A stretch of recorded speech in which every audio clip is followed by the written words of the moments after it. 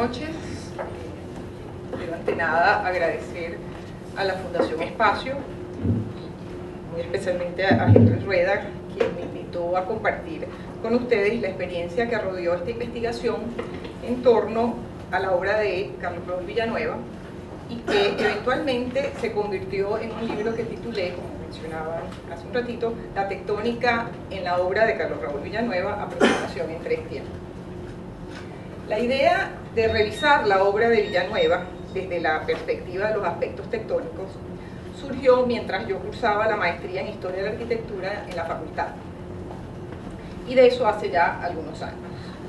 Recuerdo, a modo de anécdota, que cuando solicité la inscripción ante el grupo de profesores que hacía la selección, la reacción general fue poner en duda, y con mucha razón, si un ingeniero podía llevar adelante estudios de 4º nivel en el campo de Historia de la Arquitectura. Yo no tenía para entonces argumentos muy convincentes y me centré en el hecho de que mi presencia podía servir para incorporar una mirada diferente a los temas que allí se debatirían. En realidad, yo lo que tenía era unas inmensas ganas de acercarme al campo de la arquitectura e insistí hasta que me aceptaran, de lo cual estoy enormemente agradecida porque pienso que fue un privilegio. El pensum de estudios en ese entonces, y creo que aún ahora todavía es así en el caso de la maestría, incluía cada semestre una materia que se llamaba taller, que estaba orientada al análisis en profundidad de diversas obras de arquitectura en los distintos periodos, la colonia, el siglo XIX, la modernidad y aún lo contemporáneo. Pronto me di cuenta de que mi formación como ingeniero orientaba mi análisis hacia los aspectos tectónicos, es decir, yo me interesaba particularmente en las soluciones del tema del soporte, el uso de los materiales y los procesos constructivos, lo que se traducía en otra manera de ver la arquitectura. Por esos mismos años me topé con un libro de Kenneth Hampton, que seguramente muchos de ustedes conocen, que se llama Studies in Tectonic Culture. Yo vi la palabra tectónica y inclusive él vino a dar una conferencia a Venezuela en ese tiempo. El libro fue publicado en el año 95. Había en ese libro una especial valoración por los aspectos tectónicos de las obras analizadas, lo cual quedaba reforzado en el subtítulo del libro con una frase que se llamaba La poética de la construcción. Esto me estimuló aún más a proseguir con esa manera de observar, y qué mejor punto de partida que la ciudad universitaria. De allí surgió entonces la idea de abordar la obra de Villanueva desde la perspectiva de los aspectos tectónicos. Para ello tomé 3 caminos paralelos. El primero fue recorrer y observar muy detenidamente las obras de la ciudad universitaria. El segundo, revisar los planos de estructuras y las memorias descriptivas producidas desde el Instituto de la Ciudad Universitaria. Y el tercer camino fue releer los escritos de Villanueva, que si bien no eran abundantes, porque obviamente él era mejor dibujante que escritor, resultaban particularmente reveladores. Estas 3 iniciativas me llevaron a revisar el antes y el después de la construcción de la Ciudad Universitaria de Caracas. Y luego de mucho indagar sobre su obra, opté por definir 3 etapas que mostraban aproximaciones distintas hacia el tema estructural, los materiales escogidos y los procesos constructivos utilizados. La primera etapa reúne entonces un conjunto de obras realizadas durante los años 30 del siglo XX, donde la mampostería tradicional prevalece en la configuración del contenedor del espacio arquitectónico. Luego hemos escogido la Ciudad Universitaria de Caracas como ejemplo de la década de los 50, donde la hegemonía del hormigón reforzado será determinante y fundamental para la transición hacia el tercer periodo, la década de los 70, donde se concretan los proyectos comprometidos con el uso del concreto armado y el concreto pretensado. Lo interesante, diría yo, en cada una de las etapas así formuladas, es la manera en que el desarrollo tecnológico, las posibilidades constructivas y la comprensión de la forma estructural son utilizadas por Villanueva como importantes herramientas de diseño, y es desde esa perspectiva que hemos de construir esta mirada. Echemos entonces un vistazo a esa década de los 30. La obra de Villanueva de estos años puede ser vista como investigaciones estilísticas de carácter ecléctico, donde el arquitecto recurre a las bondades de la mampostería en conjunto con las posibilidades de un concreto armado de baja resistencia, pero moldeable al antojo del diseñador. En estas primeras experiencias, la masa persiste como valor estético y las ventajas racionalistas en términos de menores secciones de los elementos estructurales pasan totalmente desapercibidas. El Hotel Jardín de 1929 es un edificio con una clara orientación clásica. A partir de un eje axial se organizan en forma simétrica los espacios. Las diversas estructuras de soporte han sido diseñadas tomando en consideración las aspiraciones formales por sobre las exigencias reales del soporte. El primer bloque contiene las habitaciones y su estructura ha sido organizada a partir de un sistema de columnas y vigas, además de las losas, distribuidas en función de esas habitaciones. Las columnas del corredor de la planta baja están embebidas en paredes de mampostería que van definiendo una serie de falsas arcadas que comunican con los jardines. Luego, si vemos en el segundo piso, las columnas reaparecen con secciones menores con el fin de permitir una mejor iluminación y ventilación a la galería de ese nivel. Es evidente en este ejemplo, ¿verdad?, que la sección de las columnas de la planta baja y la manera en que ha sido resuelto el soporte de esa planta baja no revela en absoluto las capacidades portantes del concreto armado. O sea, el cambio de sección que hay entre las columnas de la planta baja y las columnas de la planta alta nos revelan cómo el concreto ha sido realmente utilizado junto con la mampostería para exponer un tema de carácter absolutamente formal. Obviamente no hay una gran diferencia, ¿verdad?, entre lo que son las secciones de la planta baja y las secciones del segundo piso, porque no hay una diferencia de carga importante. Así que esas grandes columnas de la planta baja están ahí solamente obedeciendo aspectos de carácter formal. Mirando un poco más ese edificio, en el pasillo del patio que bordea el salón de baile, que es esa imagen que está en pantalla, encontraremos dobles y triples columnas utilizadas como simple recurso formal, donde el concreto armado y la mampostería de arcilla se conforman con satisfacer cómodamente las exigencias estéticas. Es interesante que en las memorias del MOP se refieren a este edificio como, cito textualmente, un edificio moderno con una marcada inspiración de los estilos español y renacimiento italiano.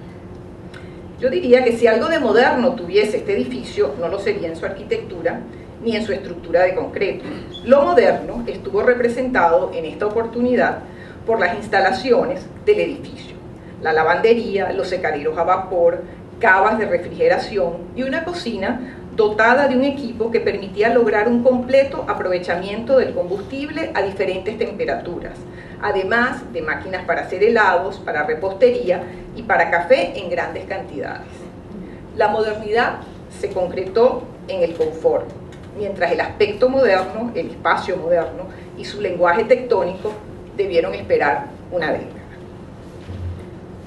Otro de los edificios que pertenece a esta etapa es la Maestranza de Maracay. El edificio es de 1931 y está definido a partir de un volumen cilíndrico soportado sobre un sistema de columnas en concreto armado conectadas en sentido radial por vigas del mismo material. Al abandonar el plano de la fachada y adentrarse en el área de la gradería, dichas columnas son considerablemente menores, es decir, las columnas las columnas que están en el aro exterior son unas columnas mucho mayores que las del aro concéntrico inmediatamente interior. Esto se evidencia, vamos a ver esta segunda imagen, estas son las columnas que pertenecen a ese segundo aro concéntrico.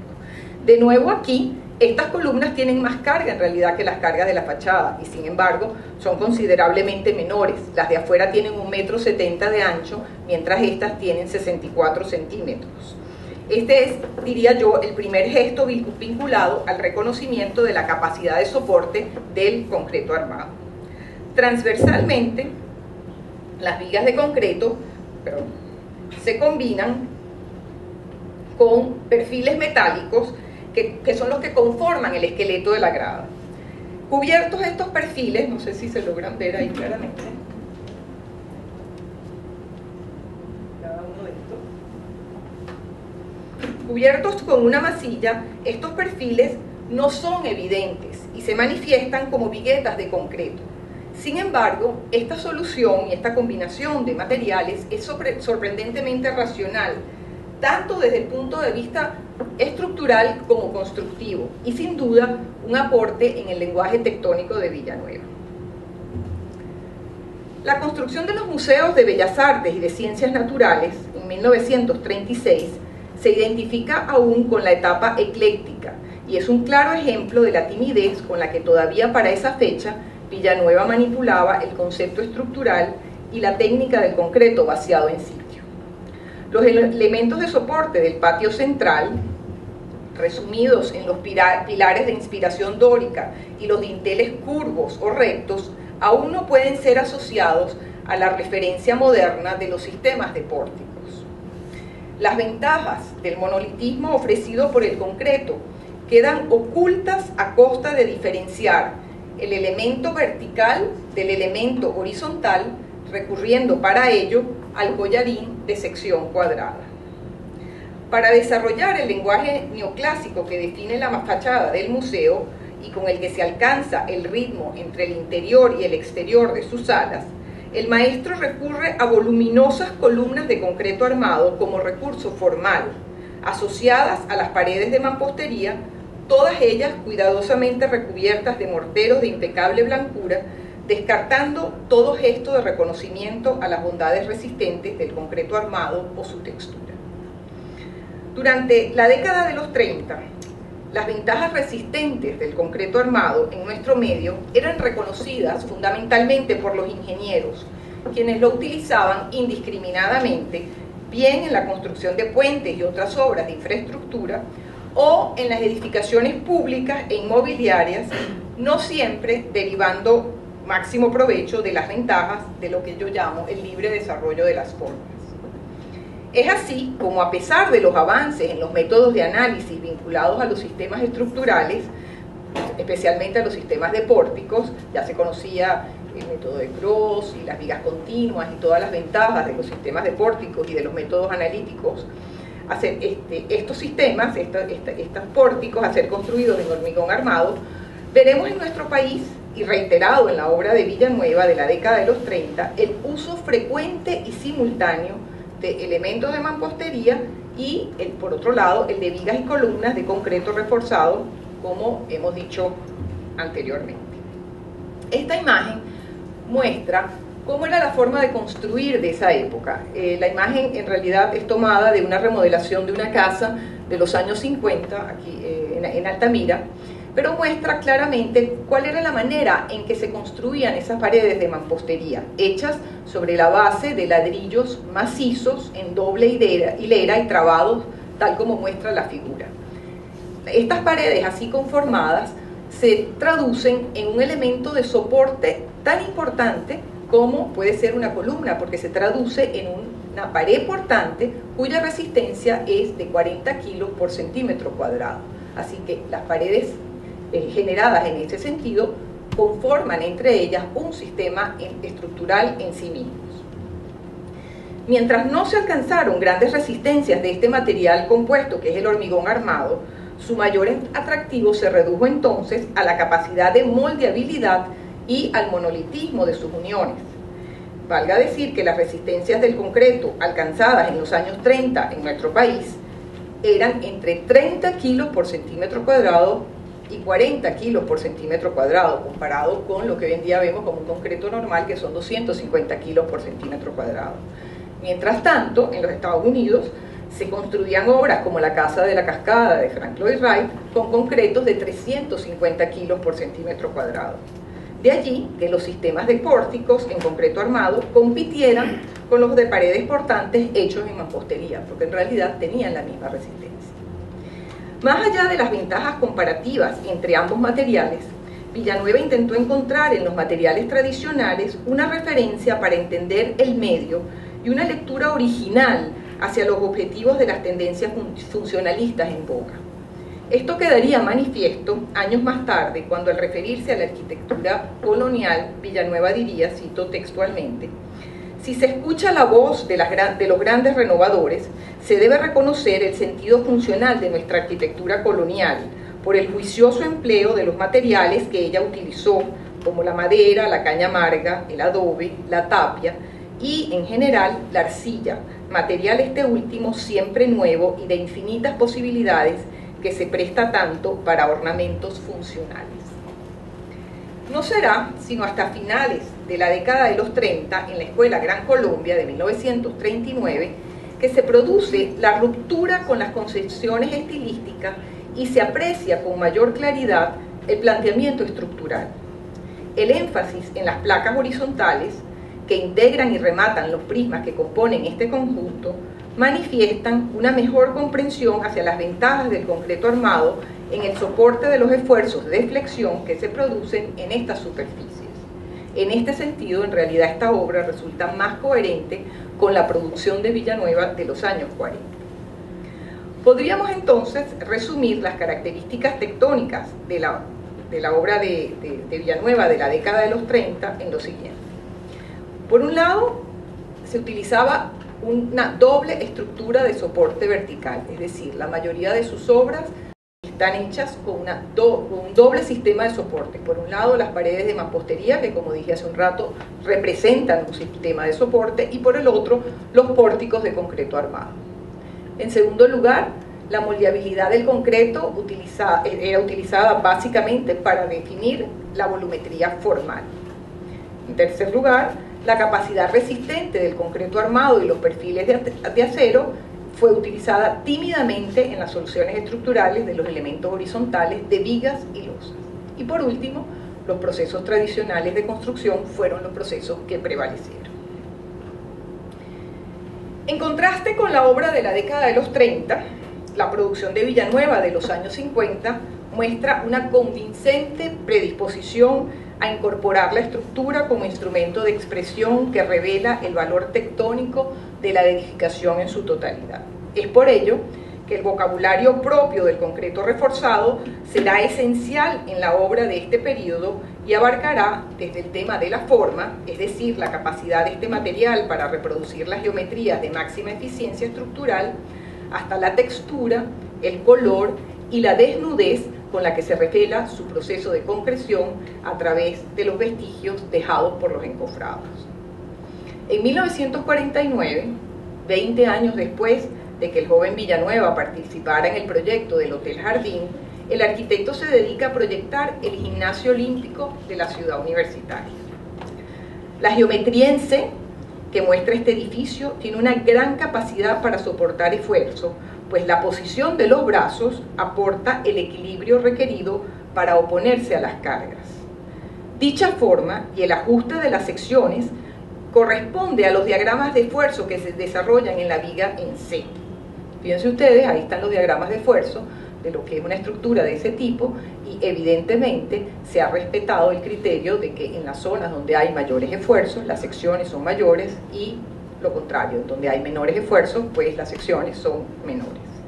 Sin embargo, vale aclarar, diría yo, que si bien el cálculo determina y orienta sobre la variación de las secciones, la geometría final incorpora también las aspiraciones formales del arquitecto. El ejercicio estructural se traduce en un conjunto de costillas que se integran mediante una loseta que cubre el espacio entre dichas vigas. La distancia entre las costillas es de 5 metros y la carga es la mínima prevista para las superficies de techo, lo que explica los escasos 6 centímetros de espesor de esa loseta. La loseta cuelga de esas costillas. Fíjense que las costillas están totalmente por encima, permitiendo que se revelen esos elementos de viga hacia el exterior y a su vez sirvan de apoyo a la superficie continua que se desarrolla como techo de la gradería desde la parte interna. Esto permite, ¿verdad?, tener una superficie continua desde la parte interior de la gradería y la expresión que vemos en la imagen desde fuera. Esta estrategia, la de colgar la losa y dejar por fuera o hacia arriba las vigas, sería utilizada con frecuencia para resolver la mayoría de las cubiertas de los espacios de grandes luces de la ciudad universitaria. Es interesante en este punto acotar la forma en que se construyeron estas estructuras. Si bien las formas de los componentes resistentes respondían cada vez más a los conocimientos de vanguardia en torno al diseño estructural, cuando observamos los procesos constructivos no podemos menos que sorprendernos por el hecho de que todas ellas fueron construidas con procesos tradicionales de vaciado en sitio. Valga esta imagen para ilustrar el esfuerzo épico de los carpinteros, maestros y obreros para reproducir en negativo las formas estructurales concretadas en los encofrados de madera.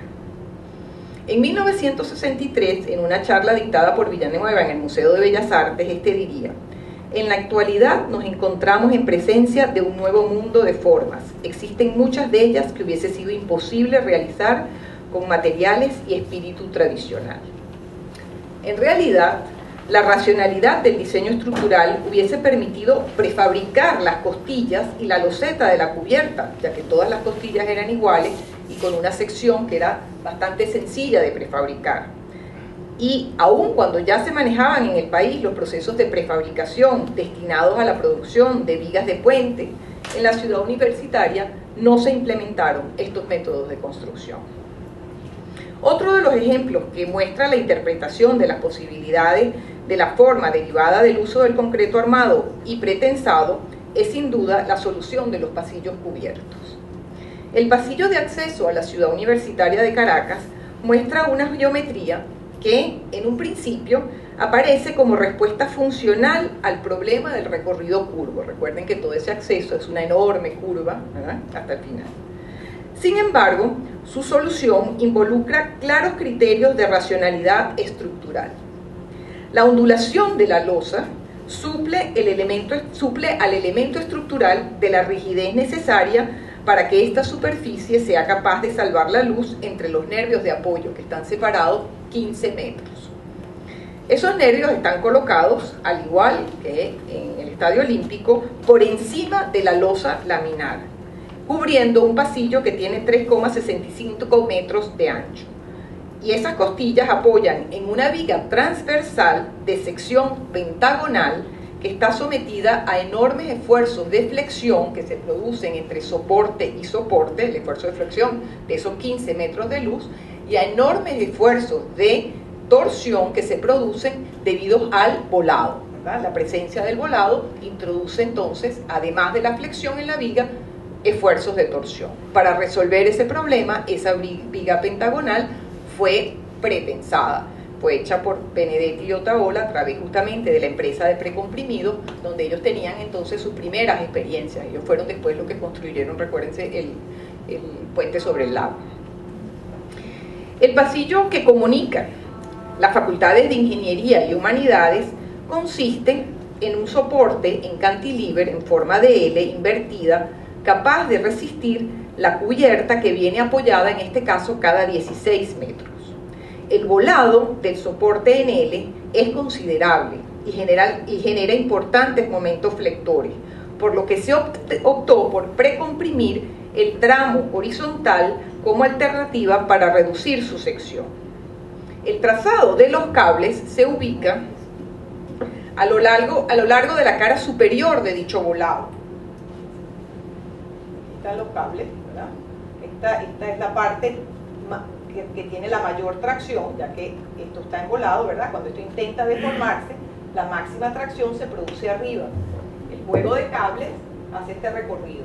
Toda la parte superior, bajo este esquema, baja por un tubo, ¿verdad?, que está colocado en la parte posterior y luego se ancla en la zapata. ¿Okay? Esa es la manera en que funciona. Entonces, ese sistema de cable es lo que contrarresta la deformación que se produce por la carga del volado. ¿Okay? Acompañando a esa tracción que está arriba, ¿verdad?, cuando esto se deforma, se produce, así como se produce una gran tracción en la parte superior, se produce una gran compresión en la parte inferior.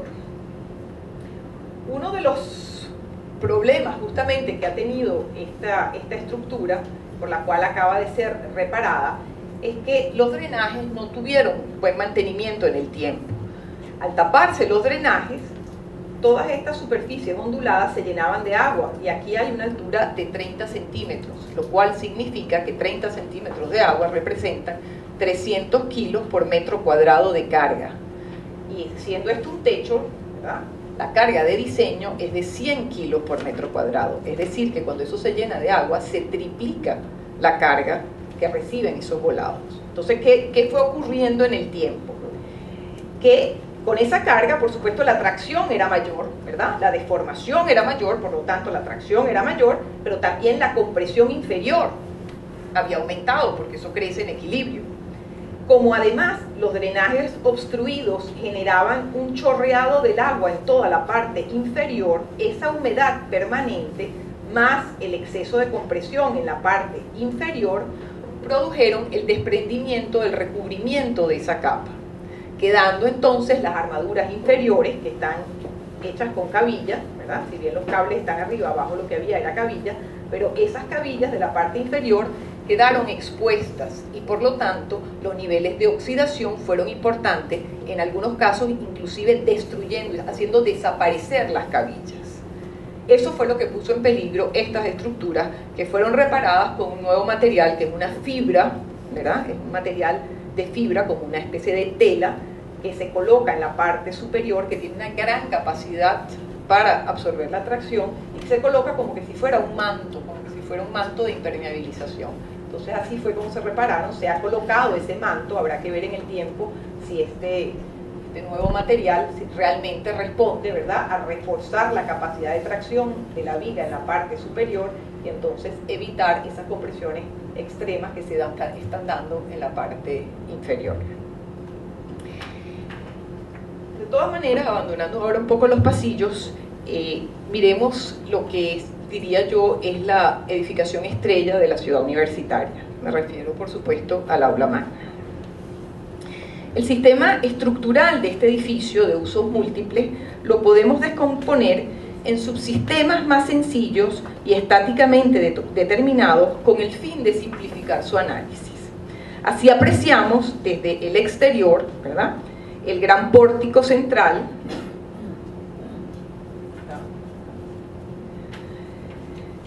la cubierta del espacio de la gran sala, con las costillas y la losa que las unen, la marquesina, que es una continuación de esa gran cubierta, los pórticos laterales, ¿verdad?, que terminan de rigidizar este conjunto, y del otro lado se encuentra el sistema de pórticos y las losas planas, que resuelven el tema de la escena y las salas de ensayo, que es lo que está ubicado en esa parte posterior. Insisto en ese esquema. Ahora, desnudando entonces esa estructura, volvamos a reconocer los elementos. Aquí está el pórtico central, aquí están las costillas soportadas por las columnas de acceso al aula magna, ¿verdad?, estos pórticos que se producen acá. Aquí está lo que se refiere a la solución de la parte de atrás, donde está la escena y las salas de ensayo, la marquesina, de manera interior las estructuras importantes, o la estructura presente en realidad, básicamente es el balcón más el soporte, la estructura metálica que soporta el plafón, que permite el mágico efecto de las nubes de Calder.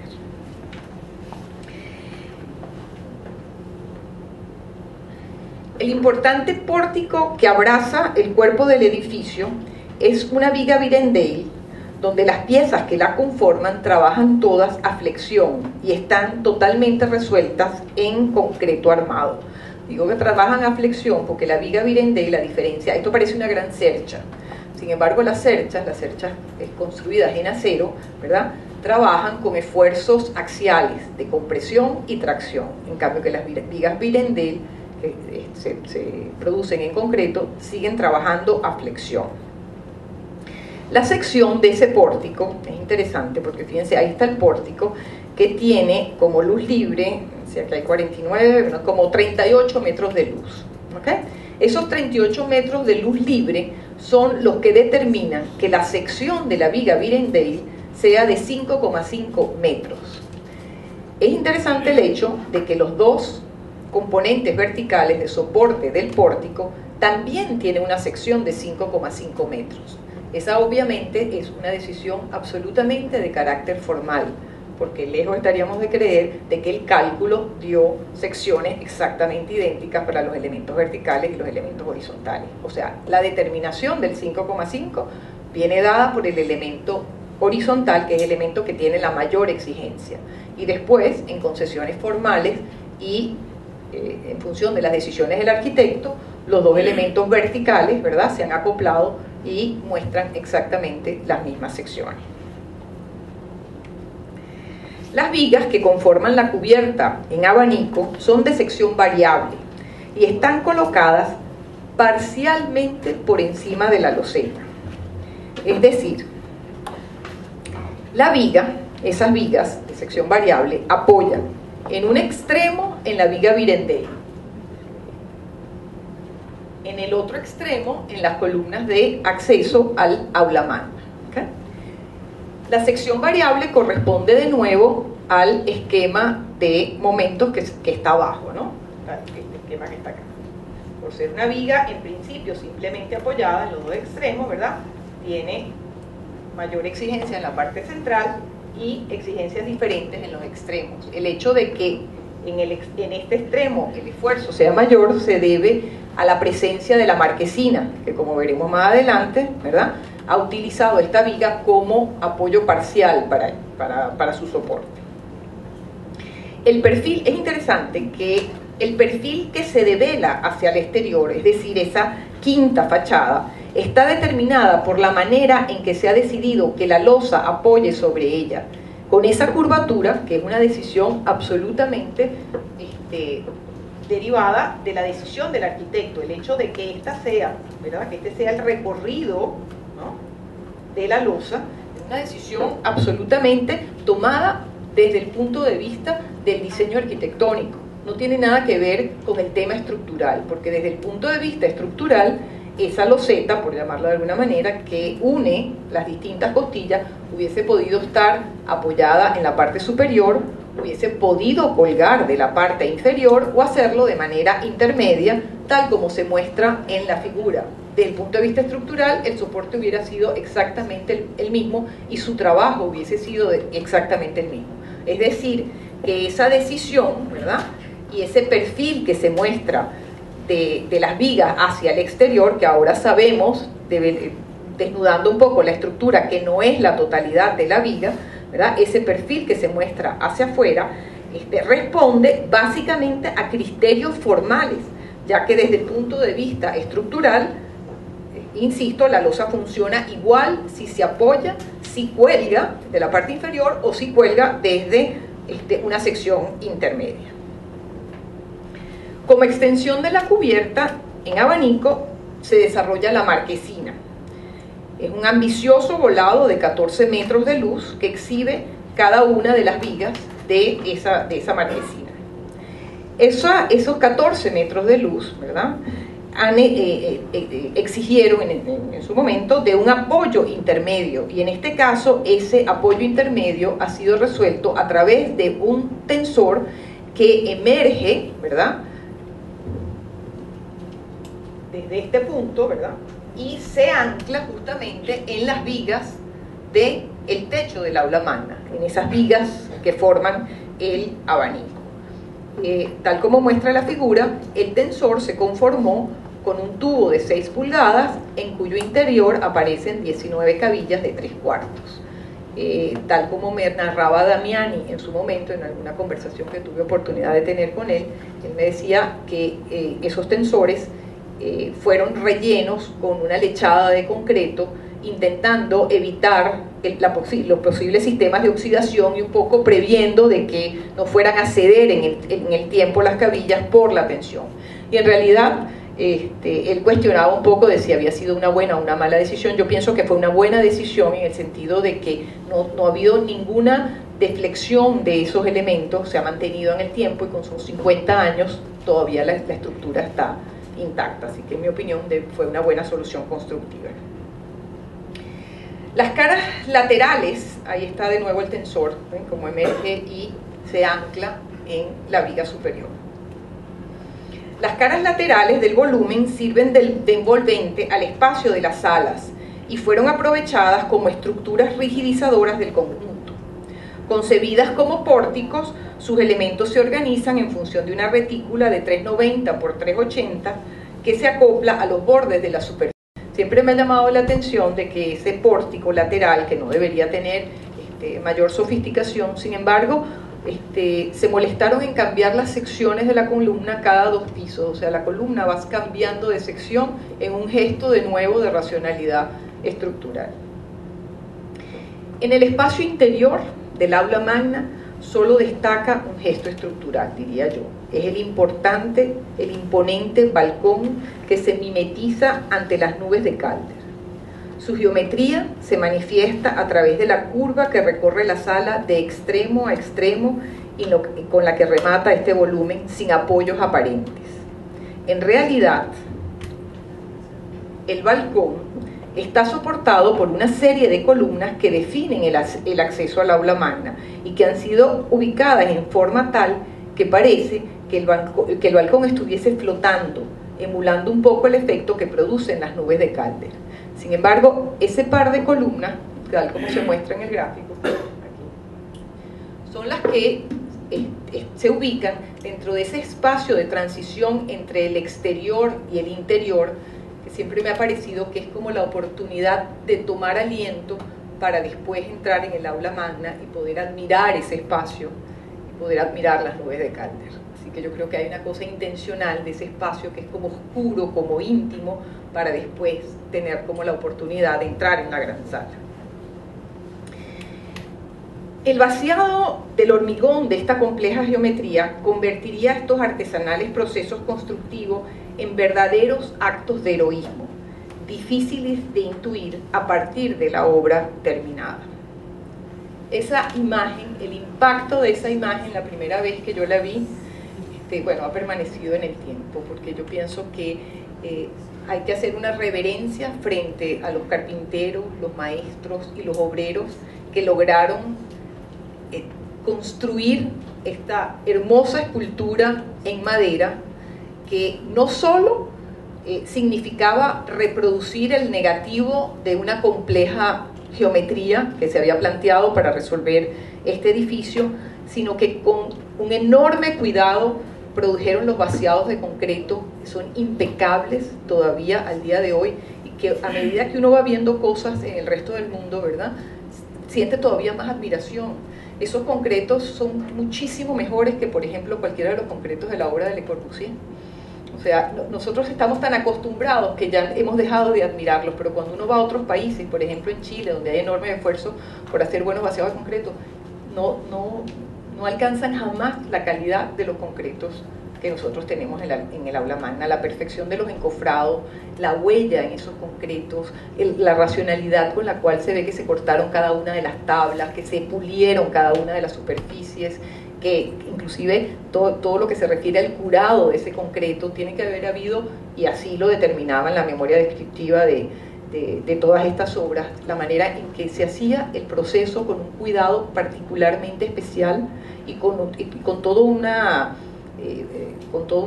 acuerdo con la gente que inspeccionaba las obras de que se cumplirían todas esas pautas.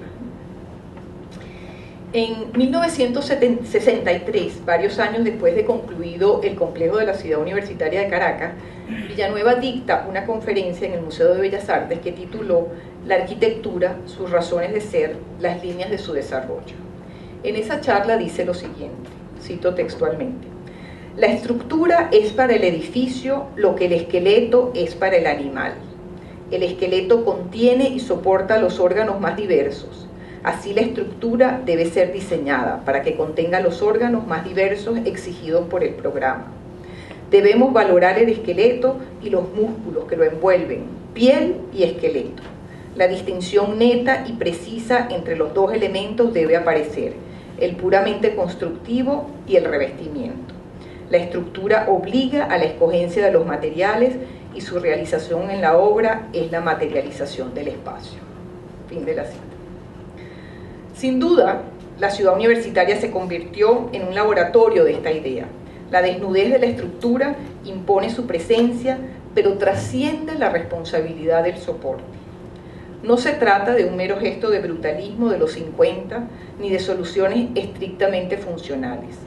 Lo apasionante de las estructuras de la ciudad universitaria de Caracas es la manera en que se produce el intercambio entre los diagramas de esfuerzo y los elementos estructurales sin que el coqueteo con la estética de las formas haga perder la eficiencia estructural y sobre la base de que la tecnología permitirá concretar el ejercicio.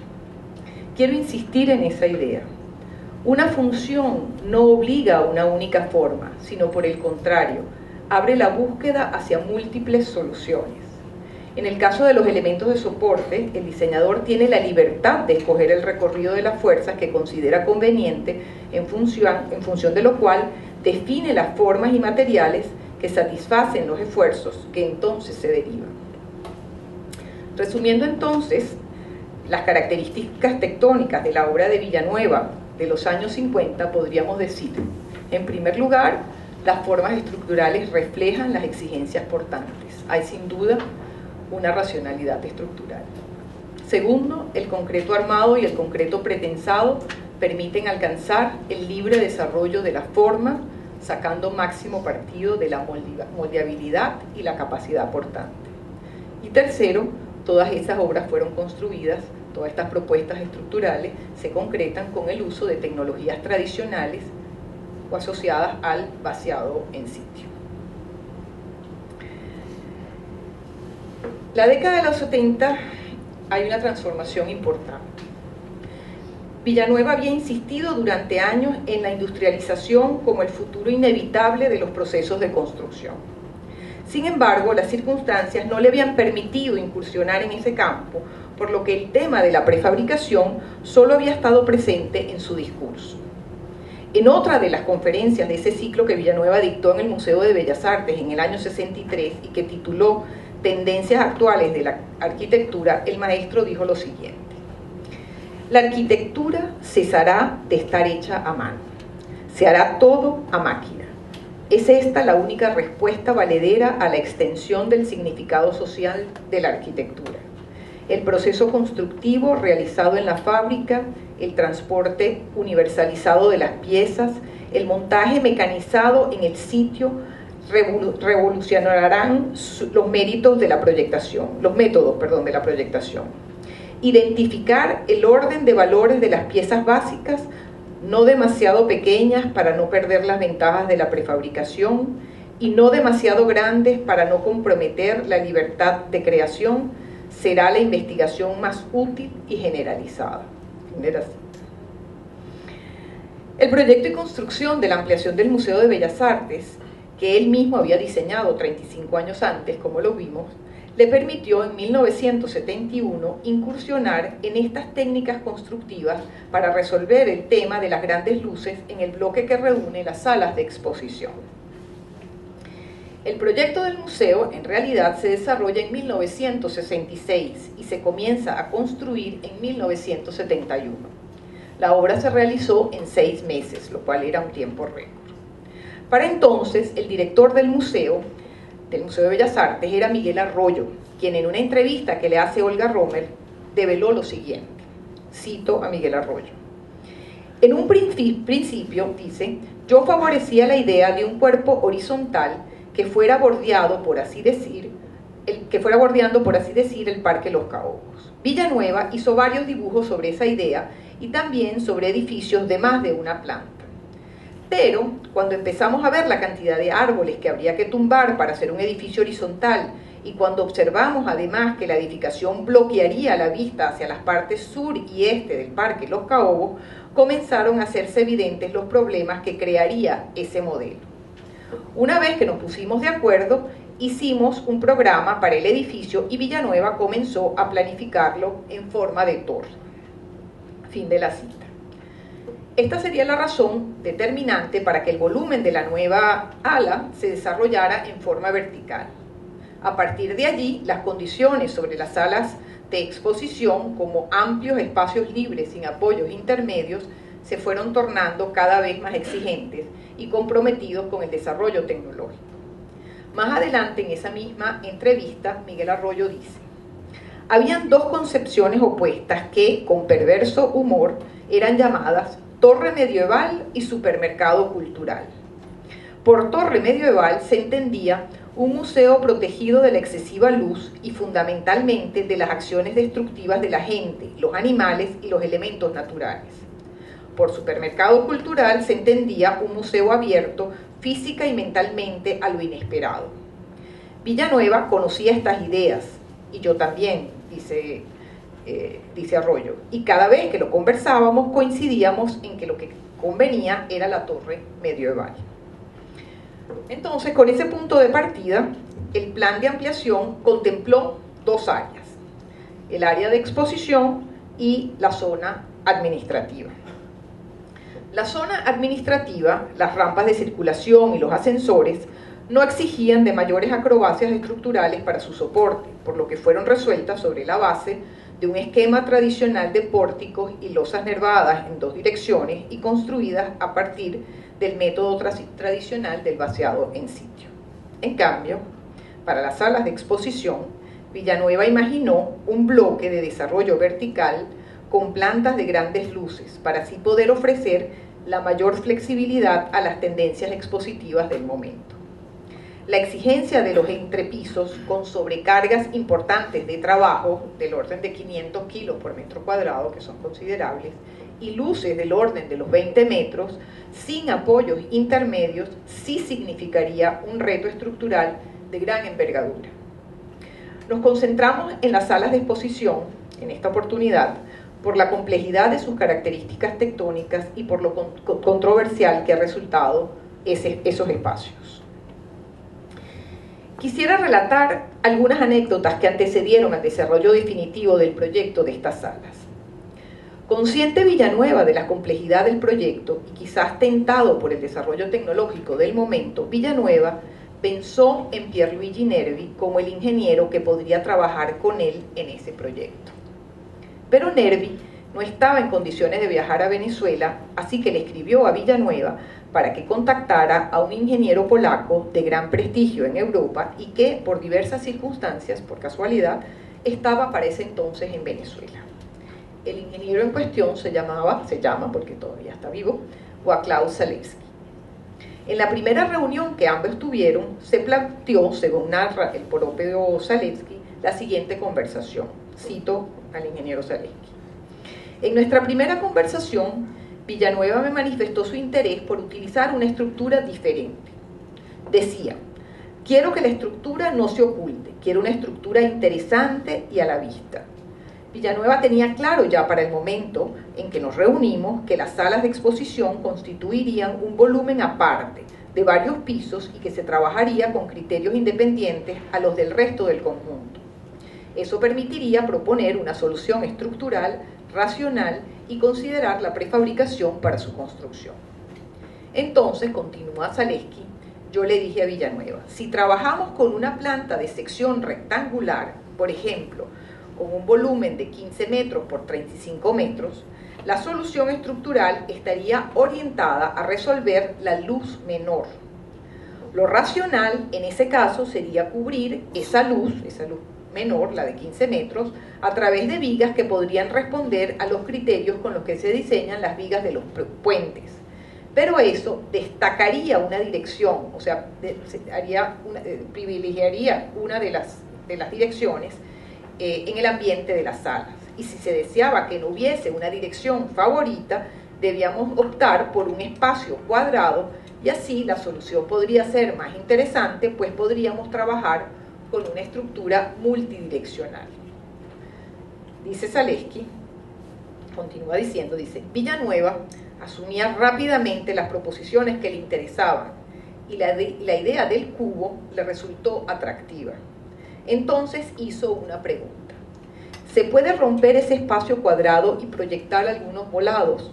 Y Zalewski le contestó: sí, claro.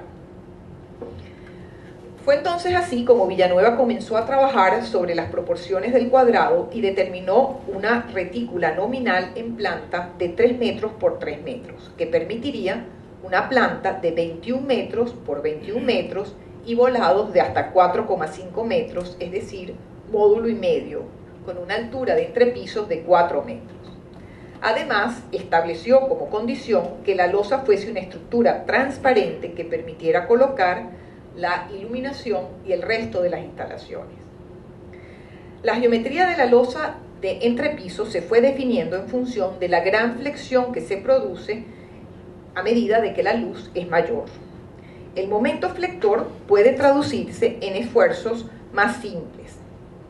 Vemos ahí un esquema, ¿verdad?, de lo que sería una viga sometida a una carga, ¿verdad? Entonces, las flechitas de arriba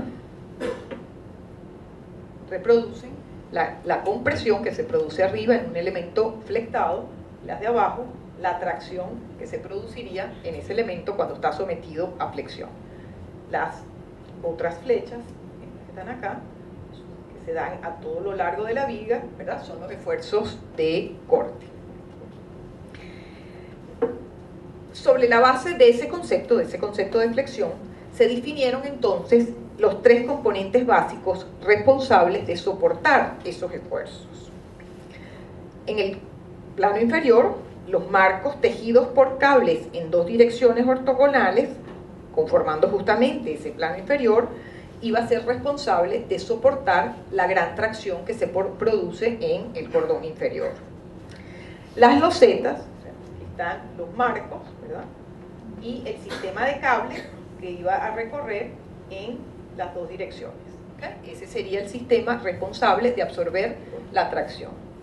En el nivel superior está la losa, esta losa nervada, yo ya voy a llamarla loseta, ¿no?, nervada en dos direcciones, y el conjunto de losas así configuradas y con un vaciado después superior como topping, configurarían el cordón superior sometido a compresión.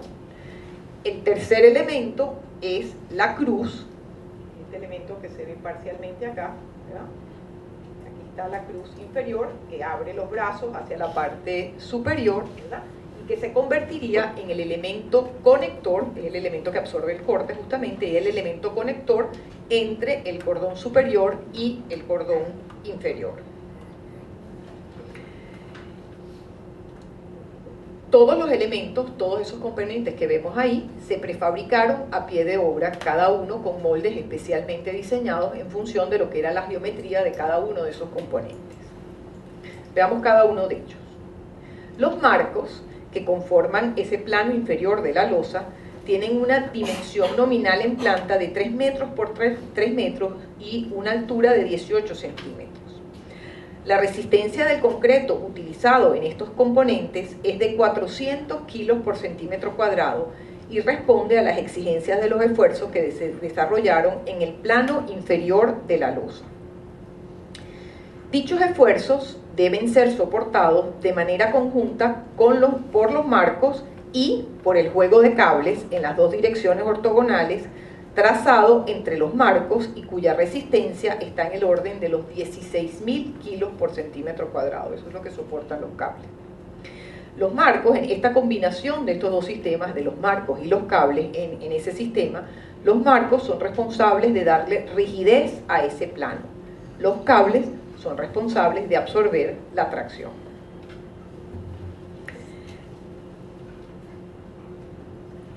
Entendido el rol de esos componentes, Villanueva diseñó la geometría de los marcos y optó por utilizar formas diferentes para los pisos pares e impares. O sea, siendo el marco nada más que un elemento rigidizador, decidió, de manera un poco quizás arbitraria, pero además consciente de que prefabricar no era una cosa complicadísima ni muy compleja, sino que simplemente se iban a modificar, ¿verdad?, los encofrados internos, pasando de esta geometría a esta geometría.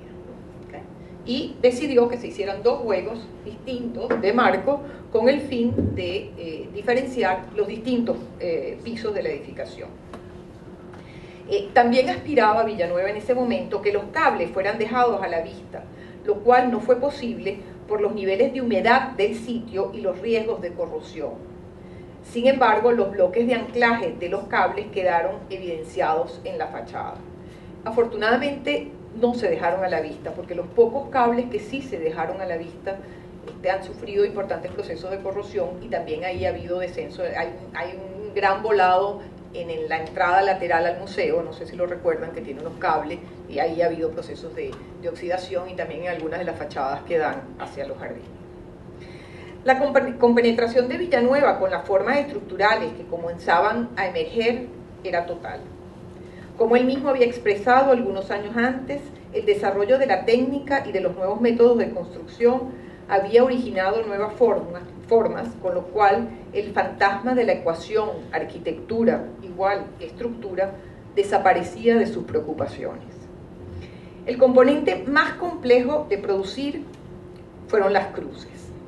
Esta pieza, o estas piezas, tienen una dimensión en planta de 3 metros por 3 metros y una altura de 120 centímetros y pesa cada una 2.000 kilos.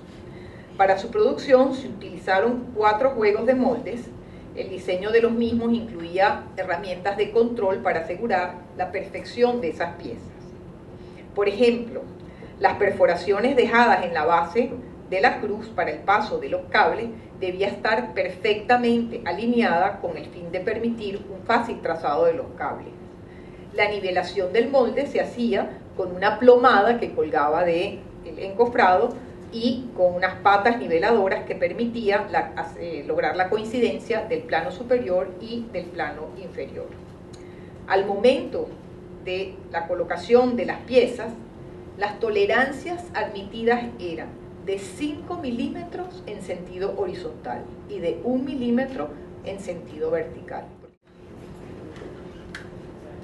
Continuando con la observación entonces de esa losa tridimensional, vemos de nuevo entonces el plano superior, entendiendo ahora mejor cómo funciona esa losa tridimensional, conformado entonces por estas losas nervadas en 2 direcciones, con nervios perimetrales y una altura máxima de 25 centímetros. Sobre ellas sobre esas losas que se vacía ese topping, que es lo que termina integrando el cordón superior. La altura total de la losa tridimensional, es de 140 centímetros, sin embargo, solo el 33% es lleno. El soporte vertical se concreta en paredes portantes de hormigón armado en todo el perímetro, los cuales fueron vaciados con encofrados diseñados especialmente para ello.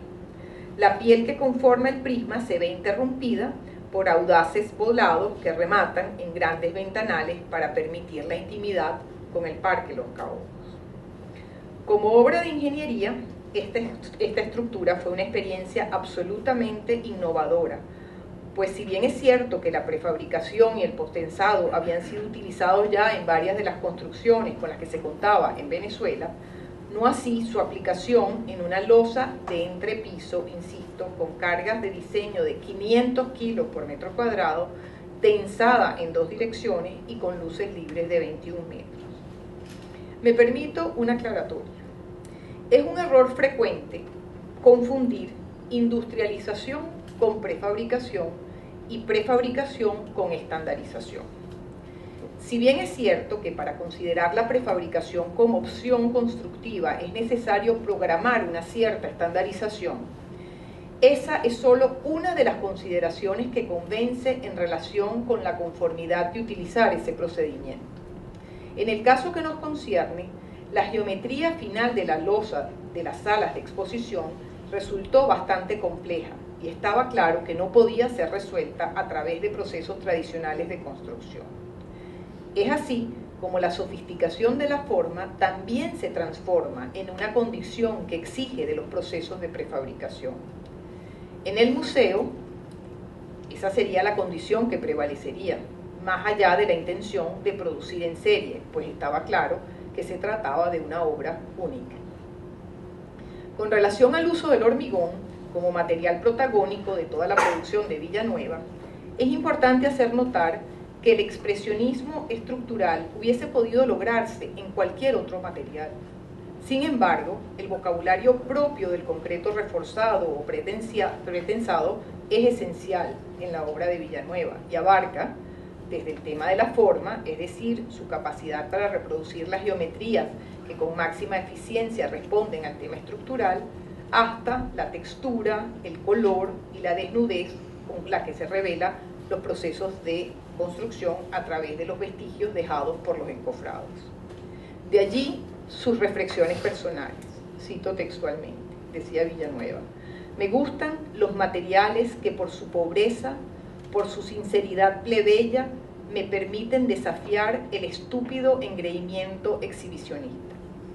Entre ellos me atrae particularmente el concreto armado, símbolo del progreso constructivo de todo un siglo, rugoso, dócil y fuerte como un elefante, monumental como la piedra, pobre como el ladrillo. Podríamos entonces resumir las características tectónicas de la obra de Villanueva de los 70 en 3 puntos. Las formas estructurales aparecen en concordancia con las exigencias portantes y los procesos de industrialización. Se mantiene la preferencia por el uso del concreto armado y el concreto pretensado, sin descartar el uso de estructuras metálicas. Y por último, la incorporación de tecnologías industrializadas a los procesos constructivos, lo cual también se dio en el Museo Soto. Yo escogí la ampliación del Museo de Bellas Artes, pero también está el caso del Museo Soto, que fueron estas dos sus últimas obras. En toda estructura, la geometría y los detalles de unión entre los elementos portantes definen la rigidez mecánica del conjunto, por lo que las decisiones tomadas en ese sentido son en gran parte responsabilidad de la capacidad de deformación de la edificación.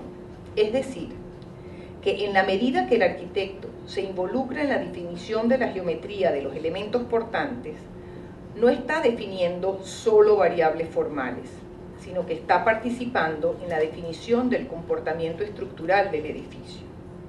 El cálculo estructural, generalmente responsabilidad del ingeniero, es solo una orientación de la cantidad de material o materiales que se deben incorporar para resistir un determinado esfuerzo, pero exige de un diseñador que traduzca esa expresión numérica en forma.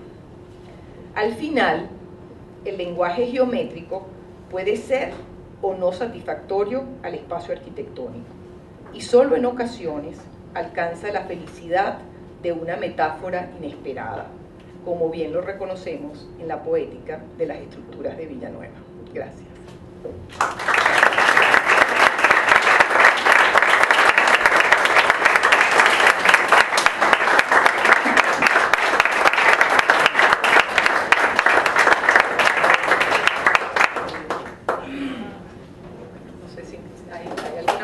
¿Algún comentario, algún intercambio que ustedes quieran hacer?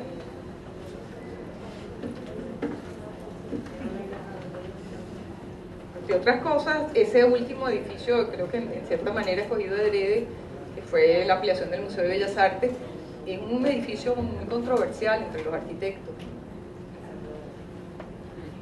No todos están de acuerdo con que es su mejor obra, ha sido un edificio bastante controversial. Yo creo, esta línea de investigación que produjo